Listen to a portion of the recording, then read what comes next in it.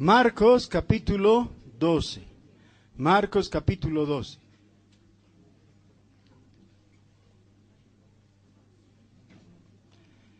Entonces comenzó Jesús a decirles por parábolas. Un hombre plantó una viña, la cercó de vallado, cavó un lagar, edificó una torre y la arrendó a unos labradores y se fue lejos. Y a su tiempo envió un siervo a los labradores para que recibiese de éstos del fruto de la viña. Mas ellos, tomándole, le golpearon y le enviaron con las manos vacías. Envió a enviarles otro siervo, pero apedreándole le hirieron en la cabeza y también le enviaron afrentado. Envió a otro, y a éste mataron, y a otros muchos, golpeando a unos y matando a otros. Por último, teniendo aún un hijo suyo, amado, lo envió también a ellos, diciendo: tendrán respeto a mi hijo.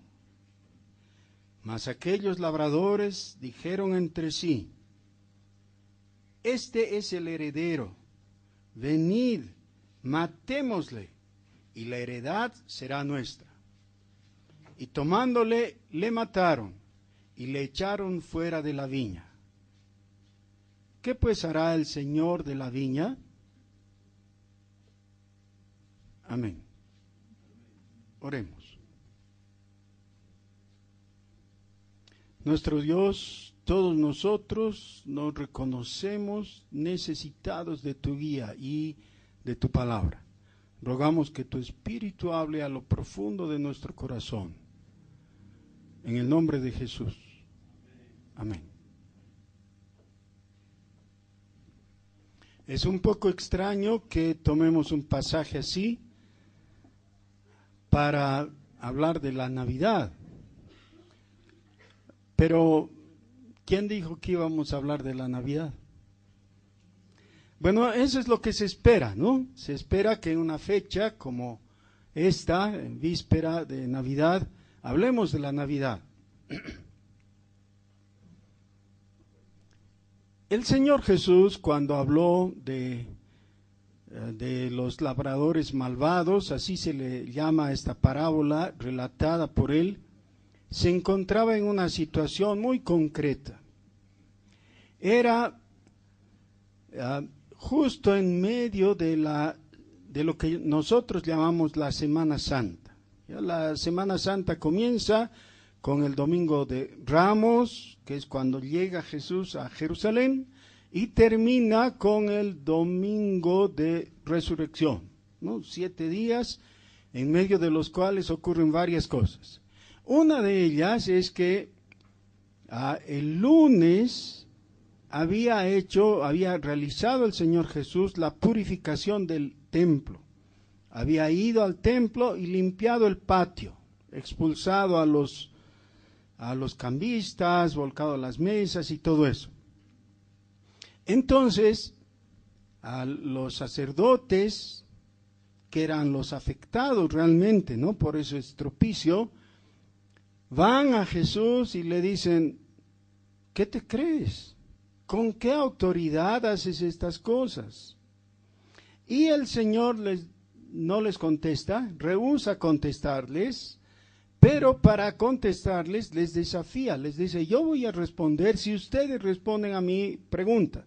Y les pregunta acerca de Juan el Bautista, a lo que ellos no quieren comprometerse respondiendo. Por eso el Señor dice en el versículo 33 del capítulo 11: tampoco yo os digo con qué autoridad hago estas cosas. ¿De qué estamos hablando entonces? De autoridad.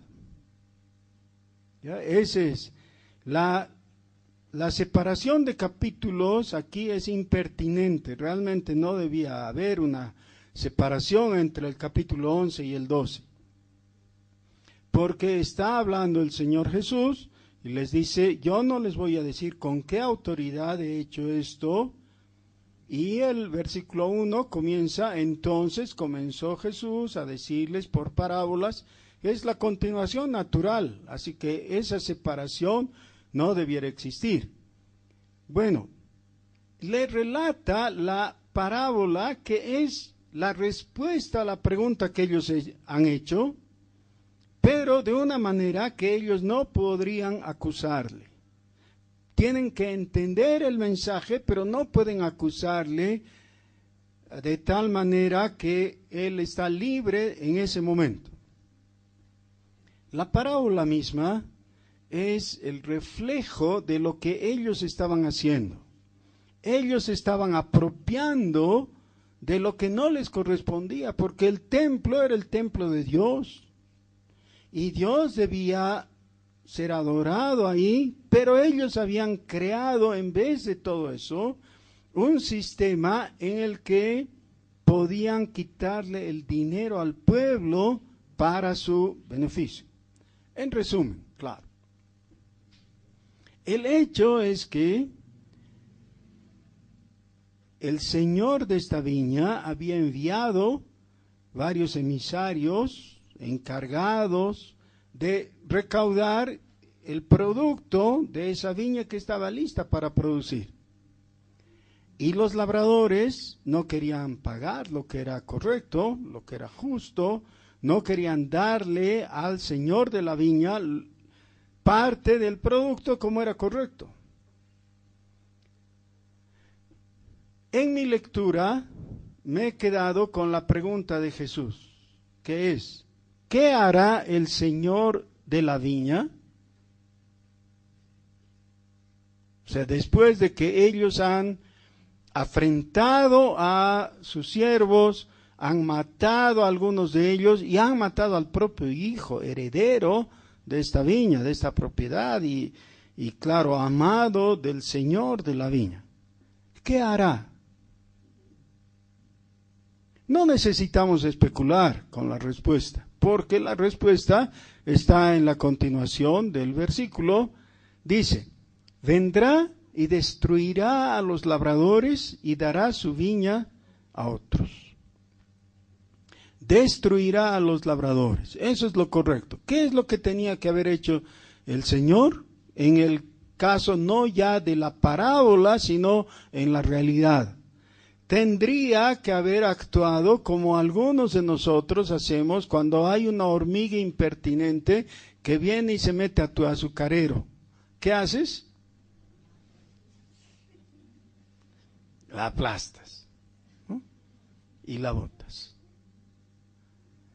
Sí, eso podría haber hecho fácilmente el Señor sin ninguna dificultad y además dando el pago justo que ellos merecían. Pero no he leído hasta ahí. Ahí está el texto, pero no lo he leído. Ya me he quedado en la pregunta. Versículo 9. ¿Qué pues hará el señor de la viña?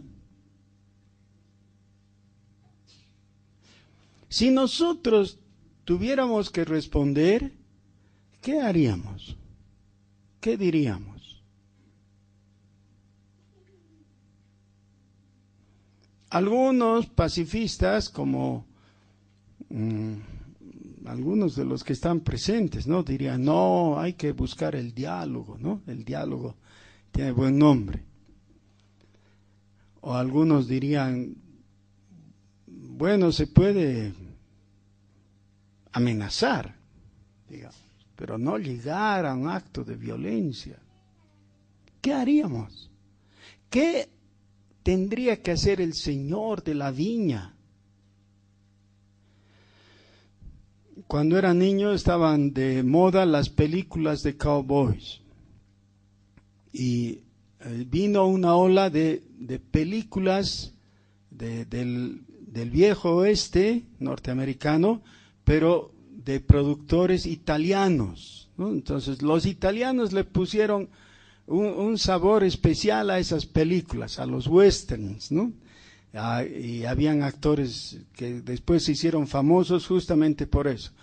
Y claro, le pusieron esa nota de humor a las películas, ¿ya?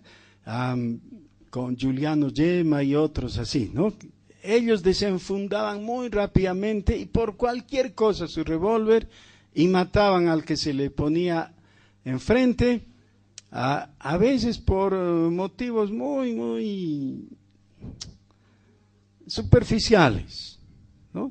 Y tenían una puntería increíble, ¿no? Inconcebible. En la punta del cerro había uno ahí que les estaba disparando con un rifle que siempre da mejor puntería, ¿no? Y no les hacía nada, pero ellos sacaban y en pleno movimiento disparaban y mataban al hombre, ¿no? Ese era el tipo de películas. Al punto que todos esos cowboys llegaron a ser los ídolos, entre comillas, de mi generación, ¿no? De los chiquitos. Entonces, uno de los juegos preferidos de los niños de mi generación era tener una cartuchera con el revólver ahí, ¿no? De juguete, obviamente, pero eso había calado muy profundo en nuestra mente, ¿no? La disposición a la violencia.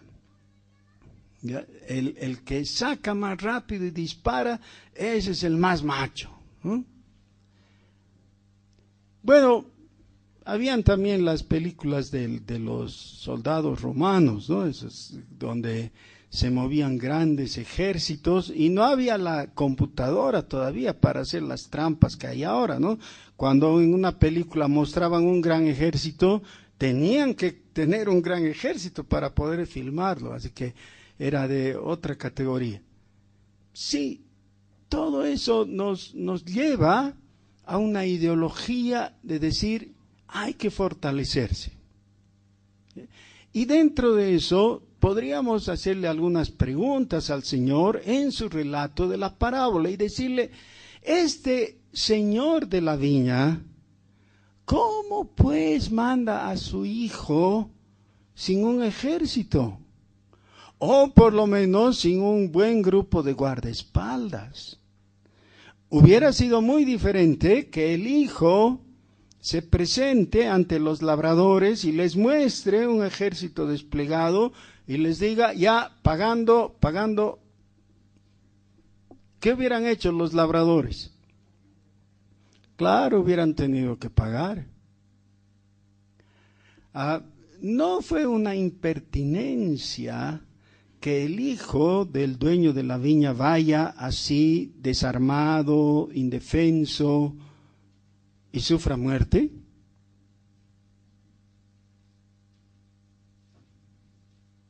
Solo estoy preguntando.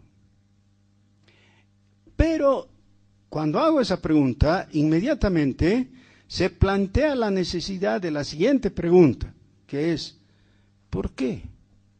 ¿Por qué hizo eso?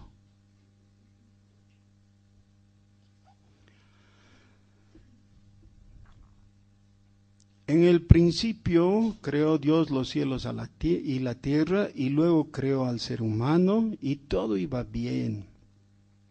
Puso al ser humano en el lugar más hermoso que uno pudiera concebir, en el huerto del Edén, con las condiciones más favorables. Además de todas las ventajas físicas que tenía el ser humano, estaba en pareja. No tenía ya soledad.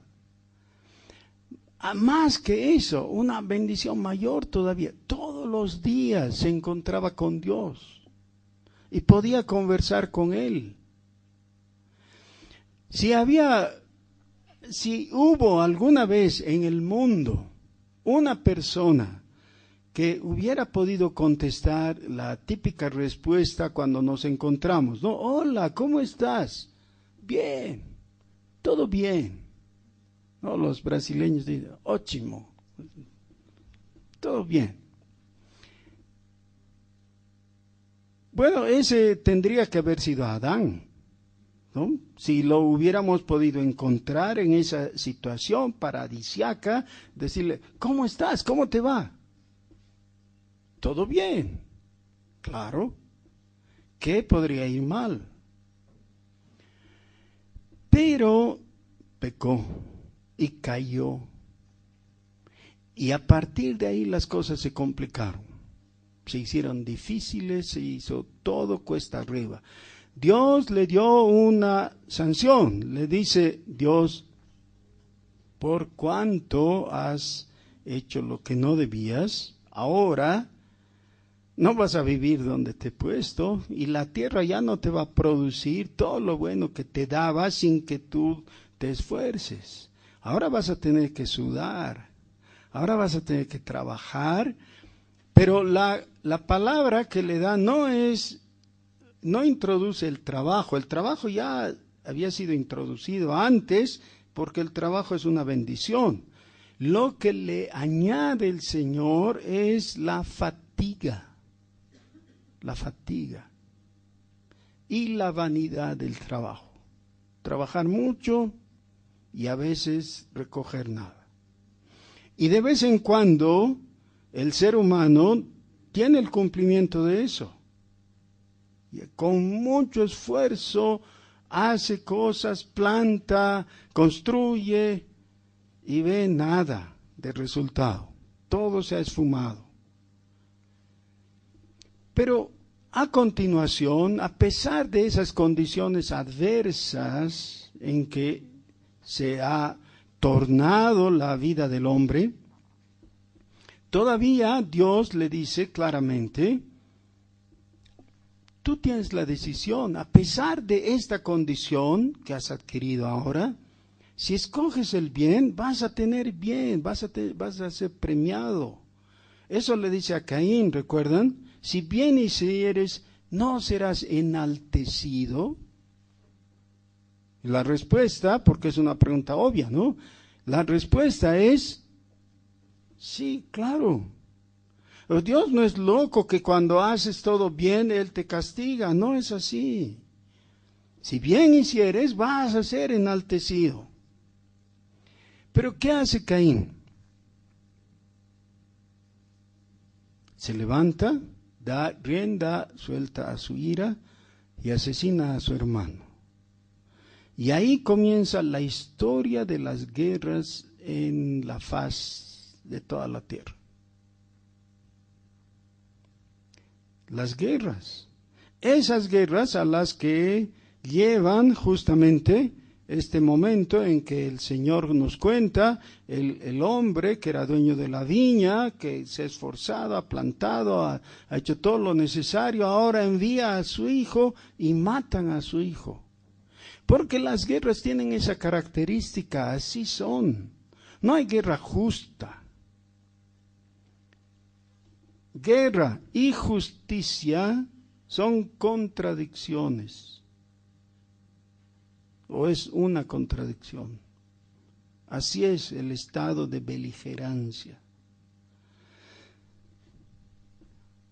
Todos nosotros, si pudiéramos hablar con estos labradores, les diríamos, pero no sean bobos, ¿cómo se van a enemistar con el Señor de la viña? Esto no tiene sentido. Páguenle lo que es justo. Ustedes también van a salir ganando y van a poder vivir en paz. Pero ellos dirían, ¿y a quién le importa la paz? Nosotros queremos el total del producto, no nos importa la paz. Queremos quedarnos con todo.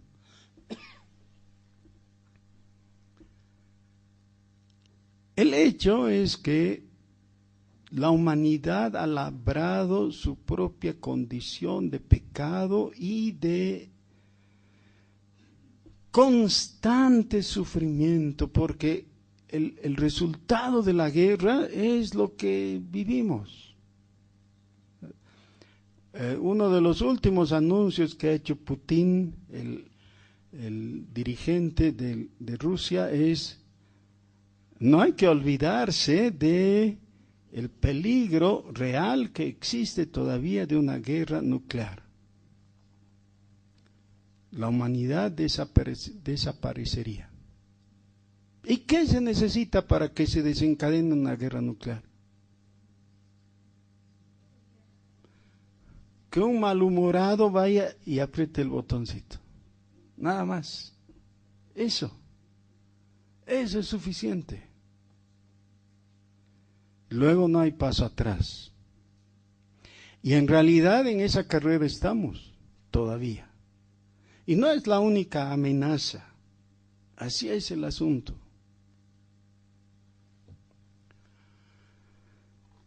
Obviamente, esta parábola es una representación de lo que ha ocurrido entre Dios y los hombres. Dios ha enviado a su Hijo para hablar con la humanidad, para comunicarse con nosotros, y lo que ha hecho la humanidad, lo que ha hecho el hombre ha sido asesinar al autor de la vida. Esas son palabras del apóstol Pedro.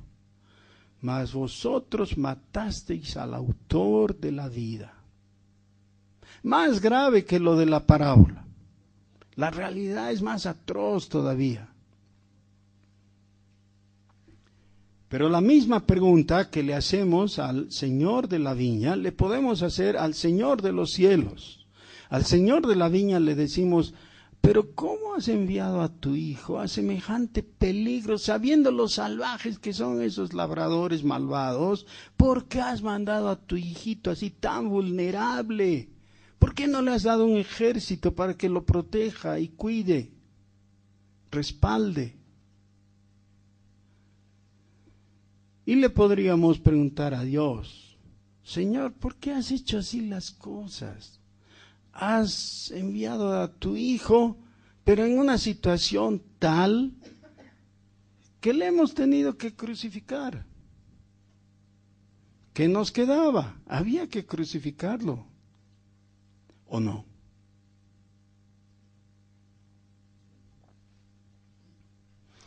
Y aquí tenemos una palabra que es magnífica.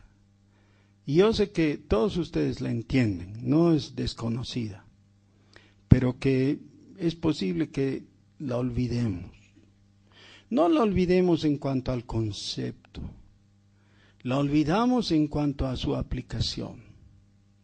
Esa palabra es reconciliación, reconciliación.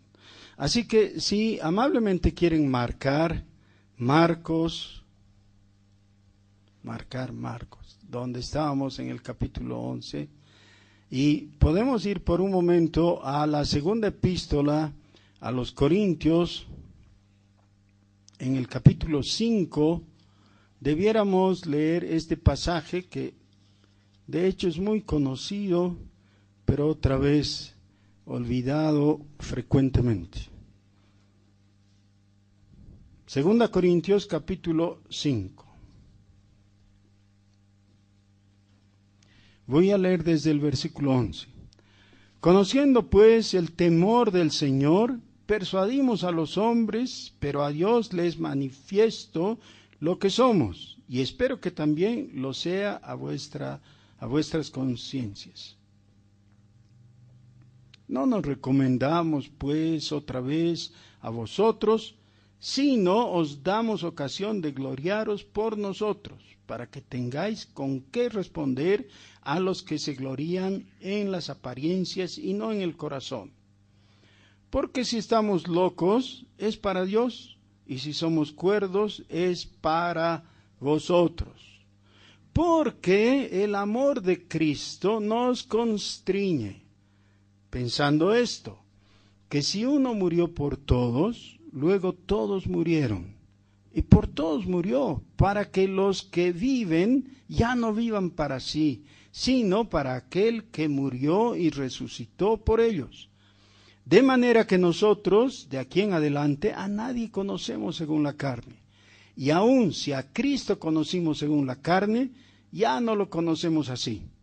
De modo que si alguno está en Cristo, nueva criatura es. Las cosas viejas pasaron, y aquí todas son hechas nuevas.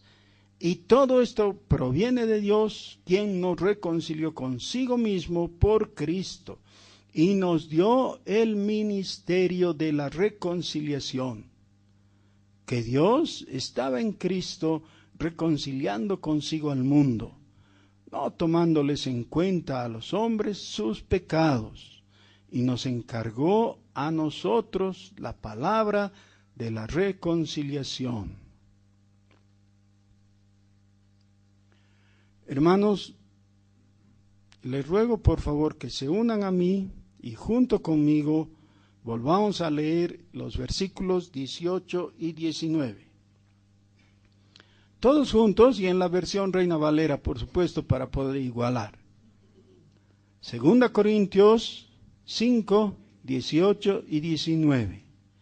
Y todo esto proviene de Dios, quien nos reconcilió consigo mismo por Cristo, y nos dio el ministerio de la reconciliación, que Dios estaba en Cristo reconciliando consigo al mundo, no tomándoles en cuenta a los hombres sus pecados, y nos encargó a nosotros la palabra de la reconciliación.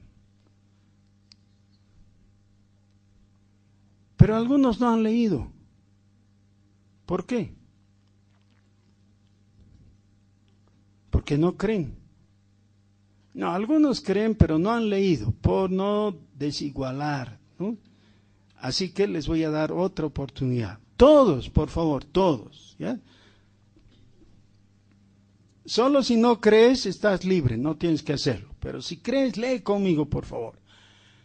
2 Corintios 5, 18 y 19. Y todo esto proviene de Dios, quien nos reconcilió consigo mismo por Cristo, y nos dio el ministerio de la reconciliación, que Dios estaba en Cristo reconciliando consigo al mundo, no tomándoles en cuenta a los hombres sus pecados, y nos encargó a nosotros la palabra de reconciliación. ¿Sabes cómo se llama el hermano que tienes al lado? Se llama mundo. Por ahora, por un ratito, ¿ya? Mundo se llama. Entonces dice que Dios estaba reconciliando consigo al de tu lado, al mundo, ¿no? Entonces, quiero que leas, pero dirigiéndote a Él, ya avisándole, informándole que Dios estaba en Cristo reconciliándole a Él, al mundo de tu lado, consigo mismo. El versículo 20 dice: así que somos embajadores en nombre de Cristo, como si Dios rogase por medio de nosotros. Os rogamos en nombre de Cristo, reconciliados con Dios. ¿Qué dice? Reconciliados con Dios. Eso es lo que le vas a decir. Claro, reconciliados es segunda persona del plural. Pero como este mundo que tienes es una persona, le vas a leer en singular, ¿no? Es reconcíliate con Dios, eso, ¿ya? O sea, con todo respeto y cariño, pero mirándole a los ojos. Gustavo, con Alex, por favor. Muy bien. ¿Listos? Mundo, reconcíliate con Dios. Gina, Elida está sola. ¿Puedes hacer pareja con ella?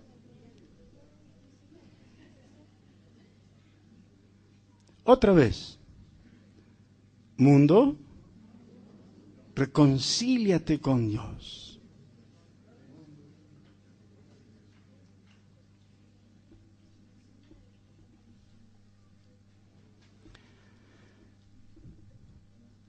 Como embajador de Dios, te informo que Dios estaba en Cristo, reconciliando consigo mismo a todos.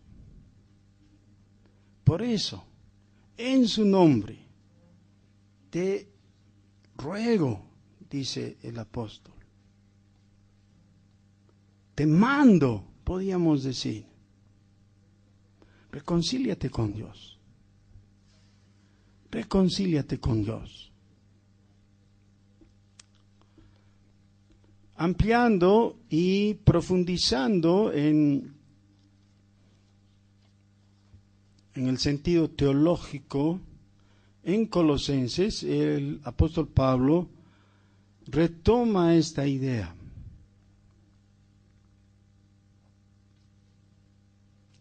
capítulo 1, versículo 24. Colosenses capítulo 1, versículo 24, para adelante. Ahora me gozo en lo que padezco por vosotros y cumplo en mi carne lo que falta de las aflicciones de Cristo por su cuerpo, que es la iglesia, de la cual fui hecho ministro según la administración de Dios que me fue dada para con vosotros, para que anuncie cumplidamente la palabra de Dios. El misterio, no ministerio en este caso, el misterio que había estado oculto desde los siglos y edades, pero que ahora ha sido manifestado a sus santos, a quienes Dios quiso dar a conocer las riquezas de la gloria de este misterio entre los gentiles, que es Cristo en vosotros, la esperanza de gloria, a quien anunciamos amonestando a todo hombre y enseñando a todo hombre en toda sabiduría, a fin de presentar perfecto en Cristo Jesús a todo hombre, para lo cual también trabajo, luchando según la potencia de Él, la cual actúa poderosamente en mí. Porque quiero que sepáis cuán gran lucha sostengo por vosotros y los que están en la Odisea y por todos los que nunca han visto mi rostro, para que sean consolados sus corazones, unidos en amor, hasta alcanzar todas las riquezas del pleno entendimiento, a fin de conocer el misterio de Dios el Padre y de Cristo, en quien están escondidos todos los tesoros de la sabiduría y del conocimiento. ¿De qué está hablando? Exactamente de lo mismo que ha mencionado en 2 Corintios. Ese ruego, ese ministerio, es decir, ese trabajo de hablar a la gente y decirle, reconcíliate con Dios. Hay todo el motivo para hacerlo. Ahora vean, el misterio al que se refiere aquí está presentado en su efecto. Su efecto es Cristo en vosotros, la esperanza de gloria. Pero no está mencionado en su causa. En su causa también está en el mismo pasaje, unos versículos antes. Dice en el capítulo 1, versículo 19. Por cuanto agradó al Padre que en Él habitase toda plenitud, y por medio de Él reconciliar consigo todas las cosas, así las que están en la tierra como las que están en los cielos, haciendo la paz mediante la sangre de su cruz. La reconciliación. ¿Qué estaba haciendo Dios? Sí, dice, por medio de Él, por medio de Cristo, reconciliar consigo todas las cosas, las que están en la tierra como las que están en los cielos. Ahora, aquí está mencionado el punto final de ese proceso. El punto final es la cruz. Eso es lo que dice en el versículo 20. La paz mediante la cruz. ¿Saben que la cruz hubiera sido imposible si todo esto no hubiera comenzado, es decir, el punto inicial del proceso, en el pesebre?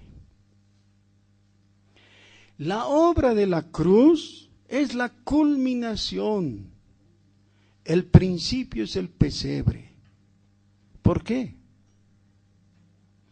Si el comienzo hubiera sido con prepotencia, o quizás no prepotencia, pero con un acto de fuerza, de poder, más o menos como lo que representaban esos cowboys de los que les he mencionado antes, ¿no? No necesitaban a veces hacer mucho, solamente retirar un poco su saco y mostrar su revólver, ¿no?, que les colgaba ahí. Eso era suficiente. Significaba, el próximo movimiento va a ser sacar mi revólver y matarte. Eso es. Hay un montón de chistes al respecto, ¿no? Eso es. Si pestañeas más allá de lo que yo quiero, voy a desenfundar y te voy a matar. Eso es.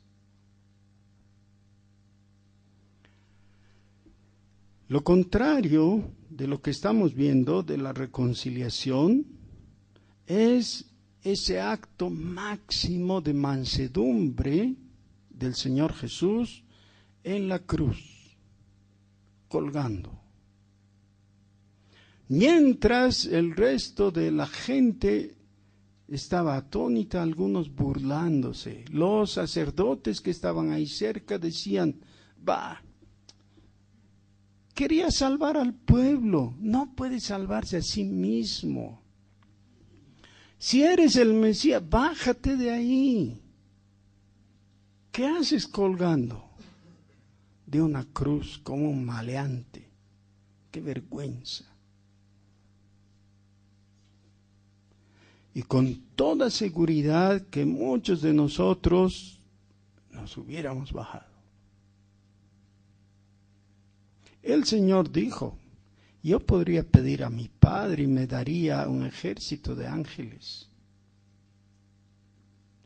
Jesús no se bajó de la cruz porque no rehusó el pesebre, no una cuna. El pesebre es justo la figura contraria a cuna de oro. A veces usamos esa expresión, ¿no? El pesebre es cuna de animal, es infrahumano. Pero él aceptó ahí. La mansedumbre que después tuvo que exponer en la cruz comenzó realmente en el pesebre. Por eso la Navidad es importante. Pero se desnaturaliza cuando nosotros la vaciamos de contenido.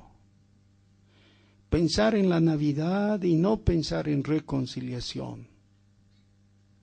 Pensar en la Navidad y no pensar en la cruz y en los efectos de la salvación que Él ha provisto. Es un despropósito.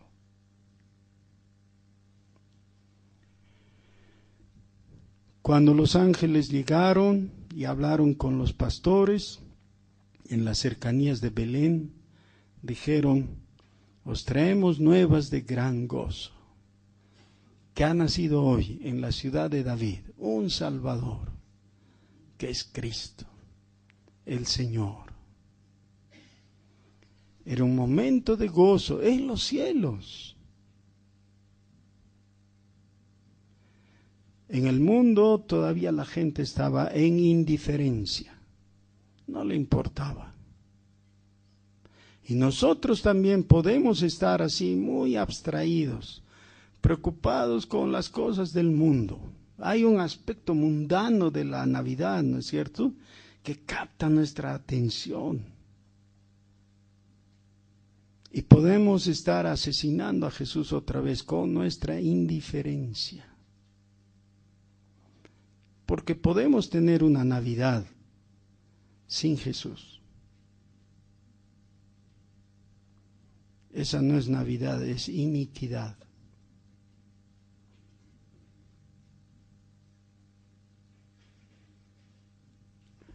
Pero el llamado de Dios sigue siendo reconciliados. Todavía Él está pidiendo de nosotros volcar nuestros corazones hacia Él para reconciliación. Si nos reconciliamos con Él, la reconciliación entre nosotros va a correr, va a fluir, se va a establecer fácilmente. Vamos a reconciliarnos con Dios. ¿Qué les parece? Oremos.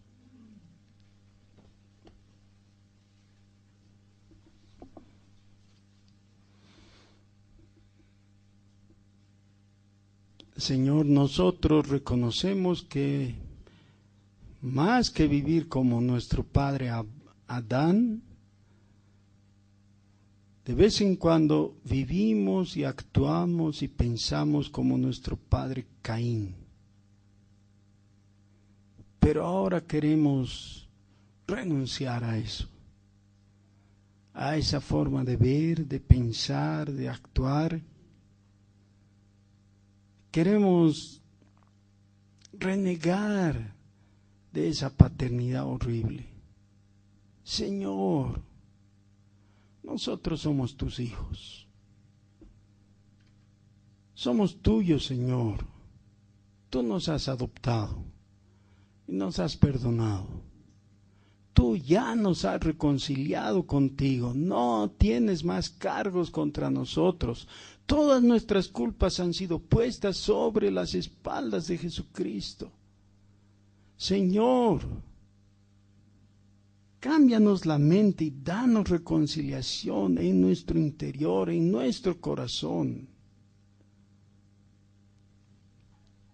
Quita todo el rencor, el odio, el pecado, la ira, el resentimiento. Señor, renuévanos ahora, en el nombre de Jesús.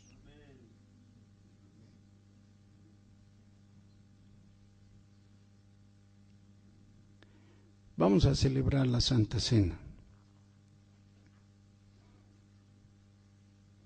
No sin estar reconciliados.